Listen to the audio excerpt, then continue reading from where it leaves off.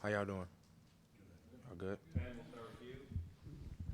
Arion, I got two for you. I want to ask you about number 7. Any specific reason? I know a lot of Tennessee fans like to mention Gerard Mayo wearing number 7 back when he was at Tennessee. Any connection there for you? No, sir. Just one of the numbers I had chosen, and Coach Hyper wanted me to have that number, so making the best of what I can do with it. Yeah, and then your decision kind of came down to the wire. Just what's it been like getting to Tennessee, and in hindsight, reflecting on that decision, just are you pleased with how it kind of went down in your first couple of months here at Tennessee? Yes, sir. I'm pleased, most definitely. Just getting in the system, learning the system, being around all the guys, and just learning the culture, and just seeing how I fit as a whole. I love it here. I'm really happy with my decision.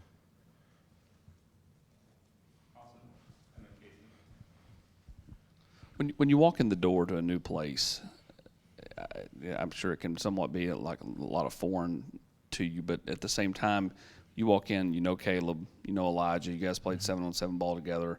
Like, how much does having that core group of guys that you've known for several years help when you're coming into a new environment like this? It helps a lot.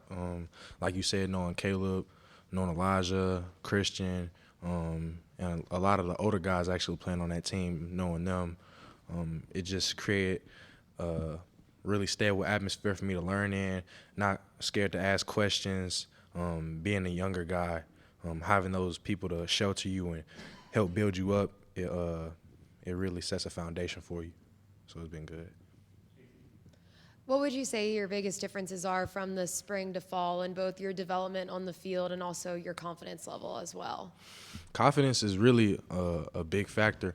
Just knowing what to expect, knowing the game, understanding the game, and knowing the speed of the game, and seeing how it slowed down for me. It's really been a big jump for me in that aspect, and just understanding the game has been good. Arion, Coach BJ was in here and he said that sometimes you'll make a mistake, but because you play so hard and are so athletic, you kind of overcome it.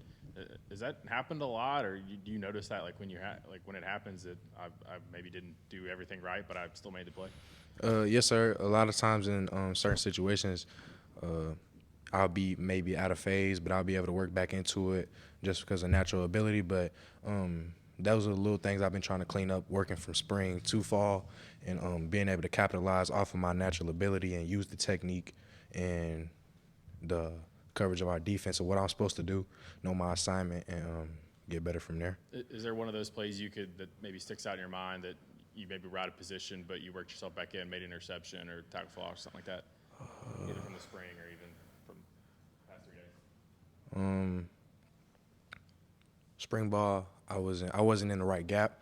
I was supposed to work over to A gap, but I shot the B gap and worked all the way over when the ball was handed on the opposite side, and I was able to go and make a tackle. I wasn't in the right spot, but I shot the gap fast enough to make it. Two questions. I'll ask them separately. First off, there's a wide variety of different personalities in the defensive coaches. Talk about some of those guys that, the different kind of personalities that you're getting coached up by. Start with Coach BJ.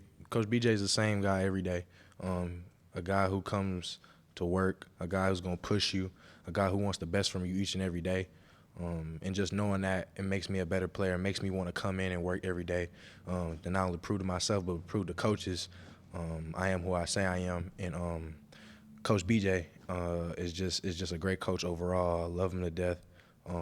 Coach Banks is a real chill guy. Sets the standard, and he expects you to meet the standard. He's not too big on mistakes, but once he coaches it up, he expects you to learn from it and move on from it. And I really like that as him being a coach, because it's not that much time. Each practice, even though we have a certain amount of practices, each practice is expensive reps that you gotta capitalize on each day. And going up against the offense, which is very unique in college football, what's that experience been like for you? Anything jump out to you about going up against them, or any players that have stood out? Yeah, just going against our offense, especially how fast the tempo is and with the wide splits that our receivers use and just the schematics of everything, getting a lot of double moves, crossing routes. You got to really have your eyes on the swivel for wide receivers coming across and really knowing your coverage. You got to be on point at all times. Just being able to know that you have a quarterback like Joe that can sling it and fit it in those tight windows. You got to really be there and be on your receiver. And with our receivers like Squirrel, who's really fast, and Dante, who slides up sometimes in the slot, I have to cover him. You know, you have to be on point and be on your high horse each and every day. Caleb Perry was in here a minute ago, and he said that this linebacker room was a really, really tight-knit group. How much of a benefit is that to have that kind of tight-knit group and be very vocal and energetic in that room, kind of right here in fall camp before the true grind and the up and down of the season? Yeah, just going through fall camp each and every day, really starting off in spring and then summer workouts as we built a good relationship. You know, we all hang out together, being able to get to know and feel for everybody as I came in. It's just help because when you're down, a brother is able to pick you up and you're able to lean on the brother some days, and they're able to lean on you just because of the trust. So that's been great. Two quick questions. One, Elijah Herring, I know you weren't here last year, but just since you got here in January and what you knew about him in the past, just how's he kind of come along this offseason? Where have you seen the most growth in him? Passing coverage, him being as the Mike, he's been able to work towards his coverage a lot faster, see things. He's made plays in the spring, and just his film study has gotten a lot better.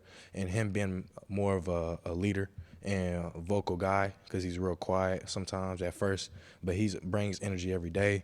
And just seeing the growth in him, he's heading in the right direction for sure. And there's obviously been a lot of talk about the depth you guys have at linebacker now. What has the competition been like out there the first few days and even throughout the offseason? Well, competition has always been good. With each and every guy bringing their best every day, it brings out the best out of you each and every day for you to go out and show what you can do and learn off somebody's mistakes and just capitalize off each and every rep. It's been great. A similar question to that one. A lot of young, talented linebackers in the room and also a lot of competition. How do you all balance kind of the competitiveness of it, but also the excitement of not just this year, but the future of the room as well? Just knowing that as a whole in competition, you know, as a competitor each and every day, you know, you want to fight and scratch and claw to be the best each and every day. But it just brings excitement to the future because with the young guys now that we have in getting reps, being able to know what we're doing, learning from the older guys with like Keenan and Aaron, it just makes the future look really bright for us as a whole because we're learning under those guys who've been here in the system for a while. So when our time comes, we'll definitely be ready. Aaron, do you expect to play a lot this season? I can control what I can control right now. Just going out every day and showing the coaches that I know my assignment, know my alignment, and that I'm going to play to the standard. At the end of the day, that's up to them, but it's up to me to show that I can play at that level and for them to trust me that I can play at that level. But the goal is to always be for me, coming in has always to be able to come in and contribute, if not start. So from this point forward, it's just me being able to show that I can.